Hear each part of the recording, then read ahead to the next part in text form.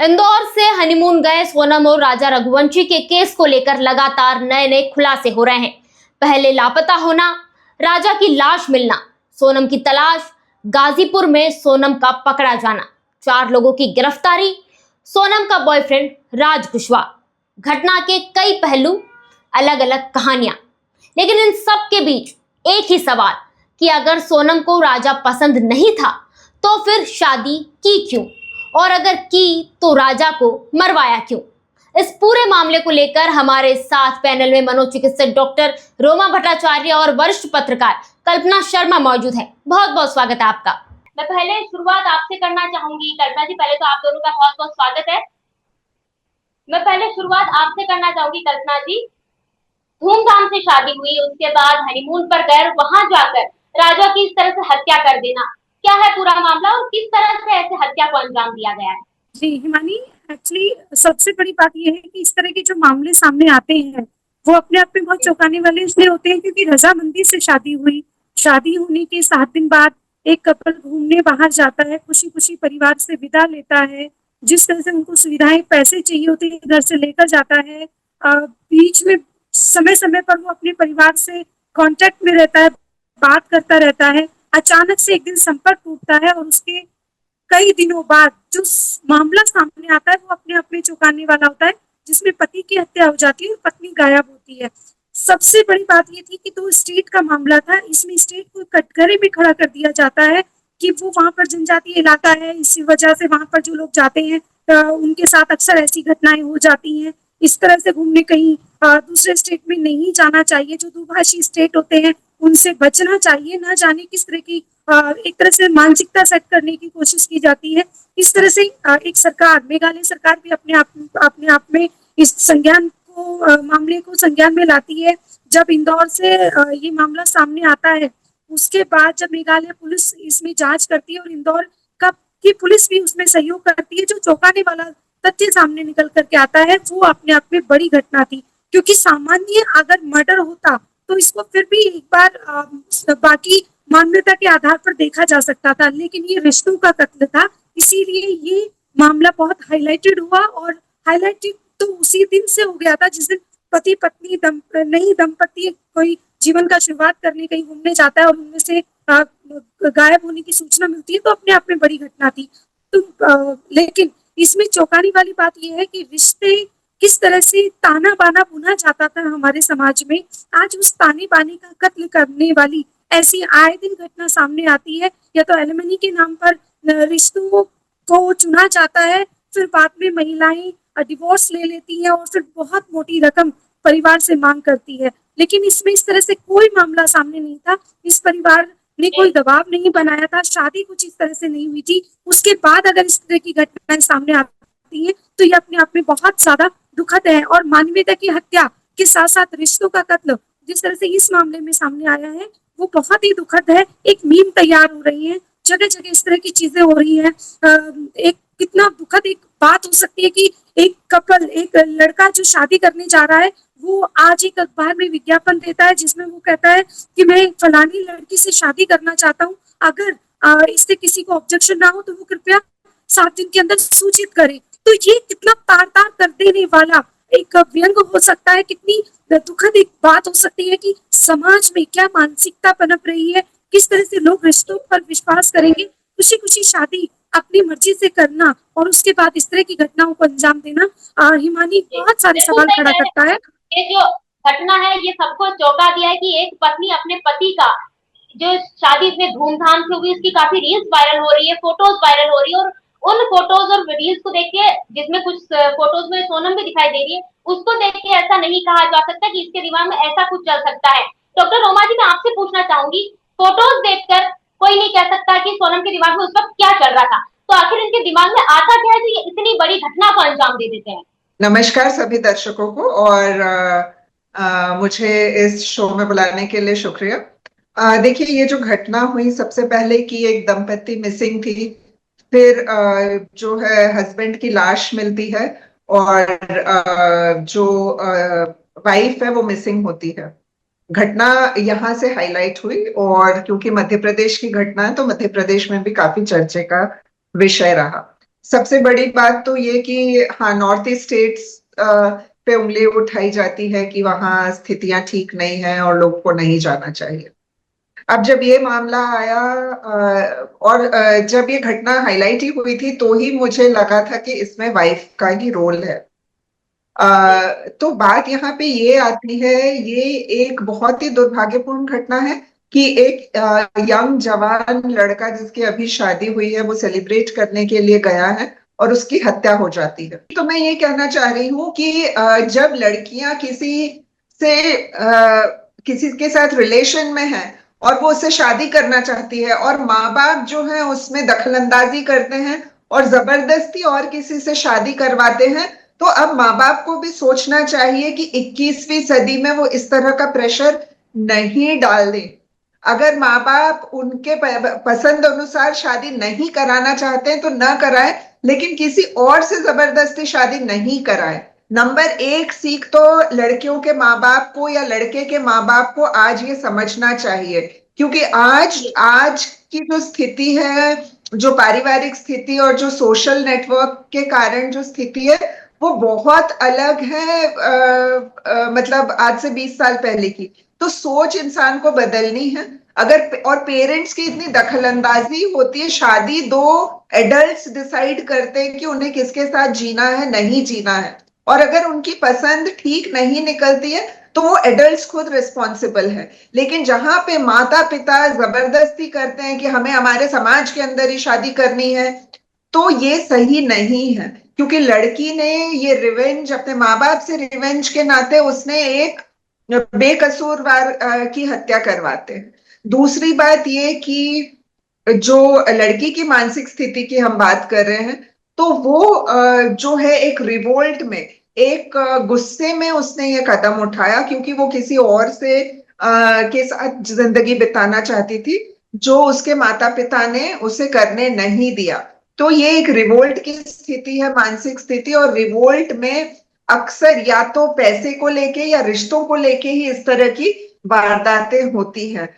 तो कोई भी इंसान जो है, जब उसे ये लगता है कि उसकी इच्छा के विरुद्ध काम हो रहे हैं, तो वो इस अंजाम को भी करने में हिचकते नहीं है, चाहे वो खुद के लिए घातक हो या सामने वाले के लिए घातक हो। तो मैं सभी माता पिताओं से ये कहना चाहती हूँ कि शादी में आपकी चॉइसेस, आपकी जो अपने बच्चों के लिए एक हितैषी वाली भावना है, वो तो सबसे ऊपर है ही है, लेकिन आप बच्चों को एक टॉयज के हिसाब से नहीं यूज कर सकते हो। बच्चों की रजामंदी होना बहुत जरूरी है, नहीं तो जैसे कहा जा रहा है कि रिश्तों का कत्ल, तो रिश्तों का कत्ल तो माँ बाप ने किया। माँ बाप ने बेटी पे एक अनचाहे रिश्ते को थोपा और उससे ये जो है कत्ल जो है सामने आया। तो ये अब थोड़ा सा सोचने वाली बात है। और जहां तक वो राज कुशवाहा की बात है जिसने किलर्स को हायर किया, तो ये सोची समझी साजिश थी, लेकिन सबसे आपने पहले बात इसमें की मुझे लगता है। गुस्से गुस्से और परिवार के साथ रिवेंज की। इसका एक और चीज है जो पूरे सोशल मीडिया पर और खबरों में छाई हुई है, जिसमें ये सामने आया कि सोनम ने अपने परिवार को बोल दिया था कि आप चाहे शादी करवाते फिर देखिएगा कि मैं उसके साथ क्या करती हूँ। मतलब परिवार को पहले से पता था, जब वो गायब हुई तब भी सोनम के परिवार को कहीं ना कहीं पता था कि हो सकता है ये सोनम नहीं किया, फिर भी उसके परिवार ने क्यों झूठ बोला। देखिए क्या होता है, अल्टीमेटली खून का रिश्ता, blood is always thicker than water. खून का रिश्ता होता है और माँ बाप जो है हमेशा भावुक रहते हैं और अपने बच्चे के लिए हमेशा प्रोटेक्टिव उनका एक रोल होता है। तो उन्हें उनकी अंतरात्मा तो जानती थी कि सोनम को इससे शादी करने की इच्छा नहीं थी, लेकिन फिर भी एक बेनिफिट ऑफ डाउट वो अपनी बच्ची को देना चाहते थे कि कैसे भी वो बच जाए।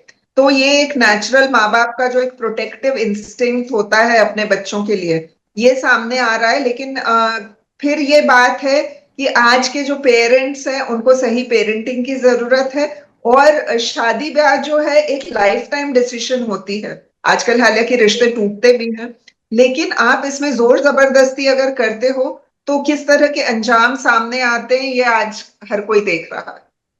बिल्कुल सही कहा आपने। कल्पना जी, पूरी प्लानिंग सोनम ने की थी। किस तरह से वहां पे मेघालय जाना, अपने जो किलर थे उनके साथ लगातार कांटेक्ट में रहना, फिर उसके बाद उसको अंजाम देके फिर गाजीपुर आना, वहां पे अपने आप को विक्टिम दिखाना, कि फिर ये भी उसने कहा कि चोरों ने चोरी करने का प्रयास किया था, इसके चक्कर में राजा को मार दिया। क्या कहेंगे इसके बारे में? नहीं हिमानी, देखिए परिवार की अगर आप किसी लड़के की हत्या कर सकती हैं तो आप अपने परिवार से बगावत भी कर सकती हैं, क्योंकि बगावत ज्यादा आसान है अकॉर्डिंग टू किसी की हत्या कर देना। तो जब कोई लड़की इतना बड़ा कदम उठा सकती है तो उससे वो पहले अपने परिवार से लड़ कर या फिर कहीं भाग कर, जिस तरह से, क्योंकि वो बालिग थी, वो कोई नाबालिग बच्ची नहीं थी कि परिवार का उसमें सहयोग होना बहुत जरूरी था। वो लड़की खुद काम करती थी। तो ऐसी लड़की अगर इस तरह का फैसला लेती है और उसको ये कह दिया जाए कि इसमें परिवार का रोल है, तो मुझे ऐसा लगता है कि जो बालिग बच्चे होते हैं वो कहीं ना कहीं अपने उनके पेरेंट्स को आसानी से ब्लेम कर दिया जाता है।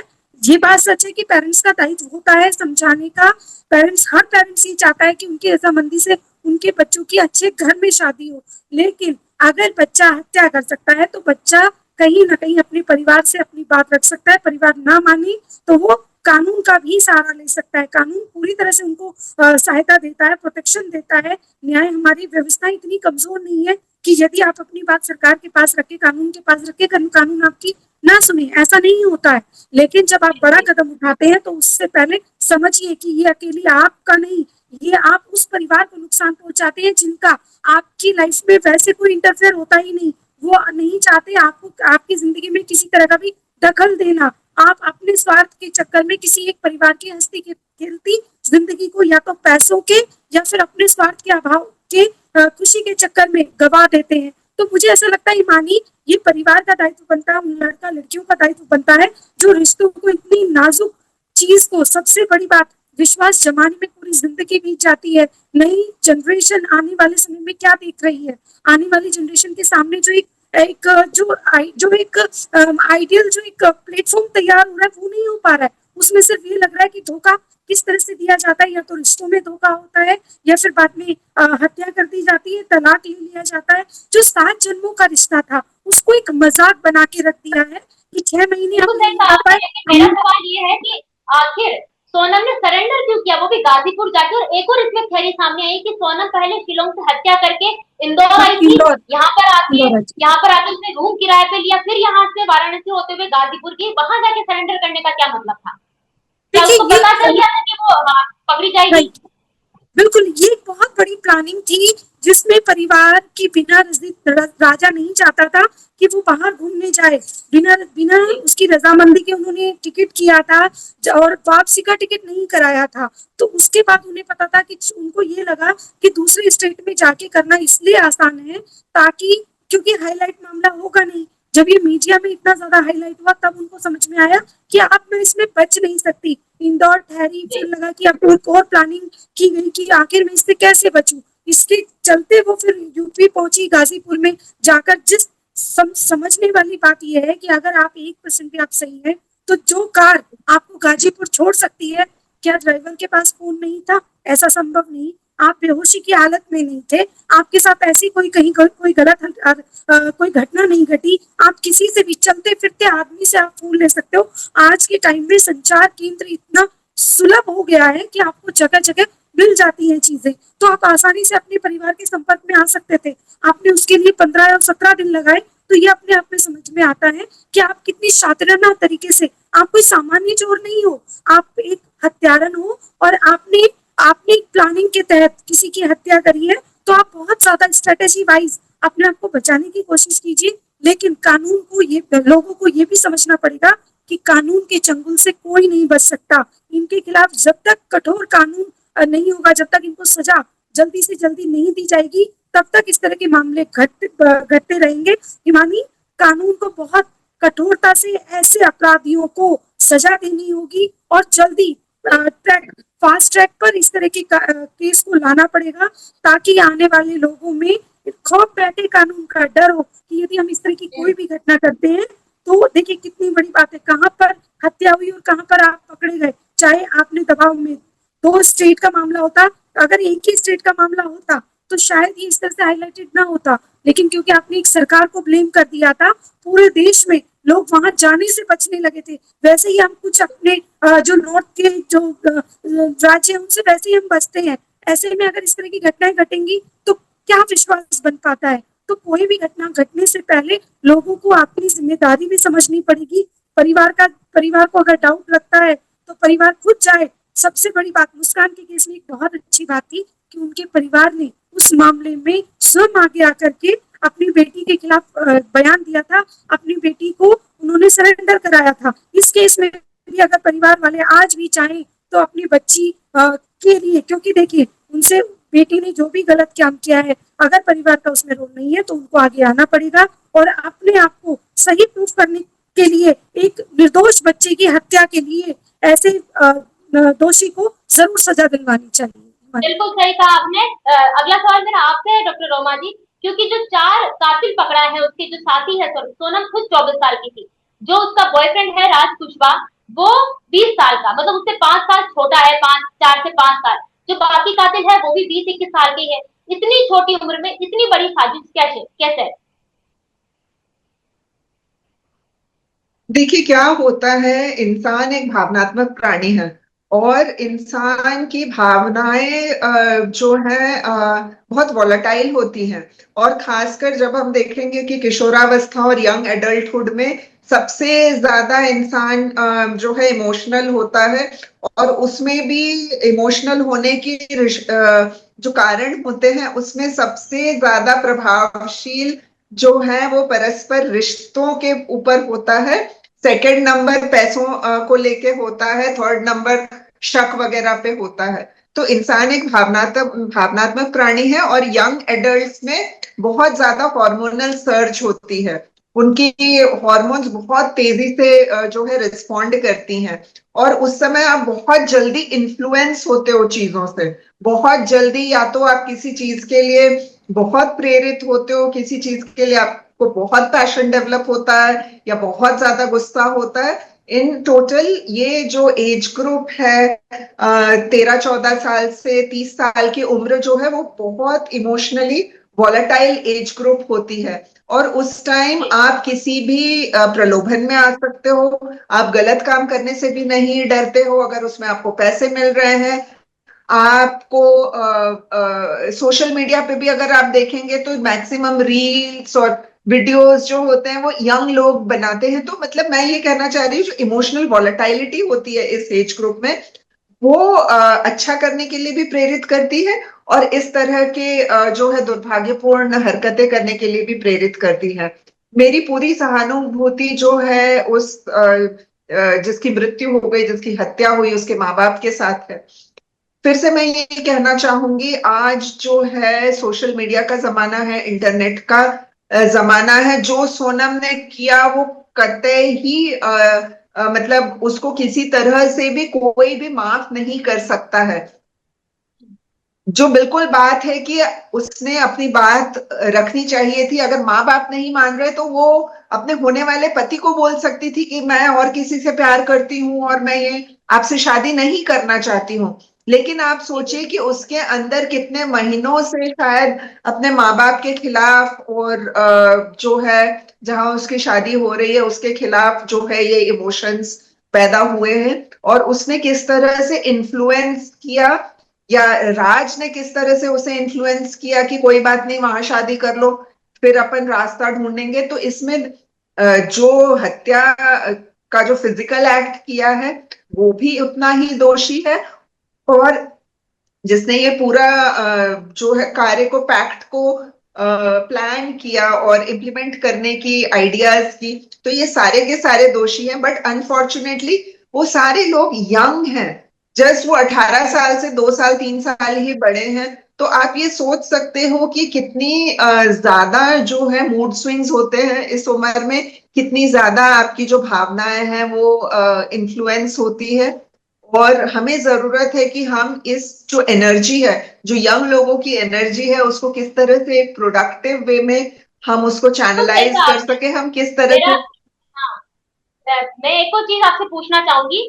मुस्कान का केस था, उसमें जो आरोपी की फोटो सामने आई, उसका जो बॉयफ्रेंड था उसकी फोटो, इस वाले केस में भी जो उसका जो बॉयफ्रेंड था उसकी फोटो सामने आई।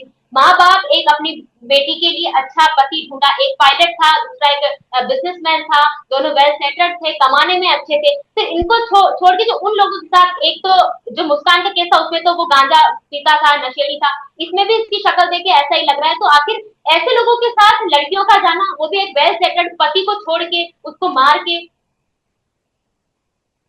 देखिए, जो इश्क मोहब्बत होती है ना, वो पूरी केमिकल लोचा होती है। ब्रेन में जो हार्मोनल एक सर्ज आती है, वो उसको आप रोमांस का नाम दे दो, प्यार का नाम दे दो, वो पूरी एक बायोलॉजिकल रिस्पॉन्स होती है। अब फोटो देख के हम ये नहीं किसी को लेबल कर सकते हैं कि वो भी नशा करता होगा।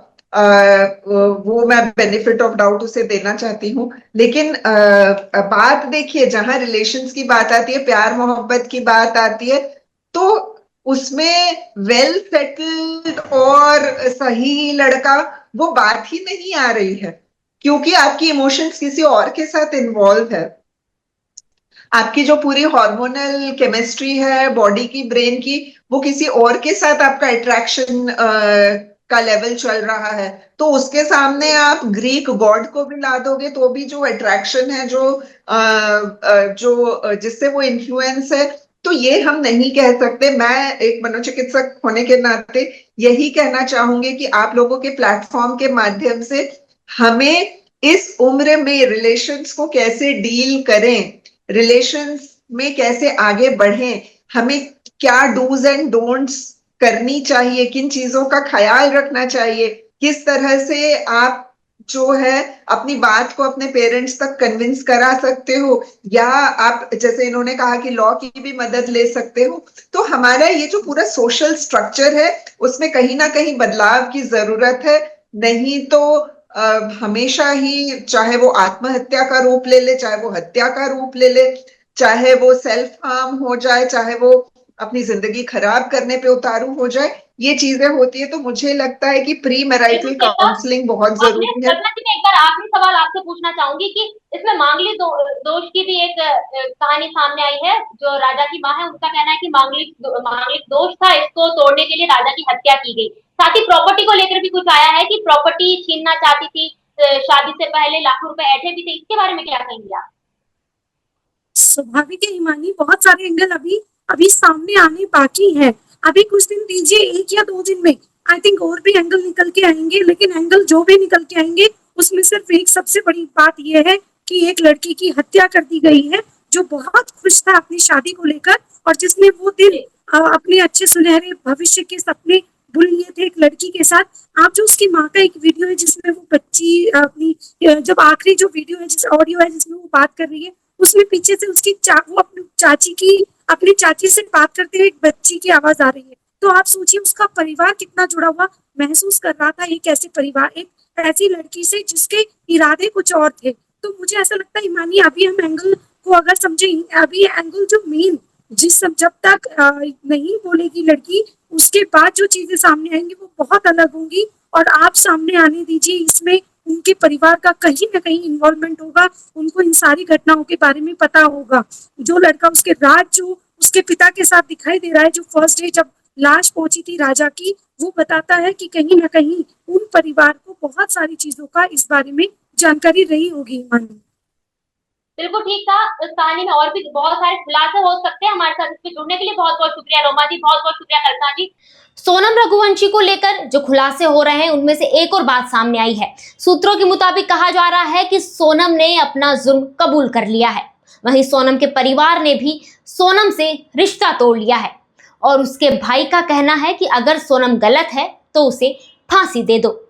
इस खबर से जुड़े और भी अपडेट के लिए देखते रहिए नेशन मिरर।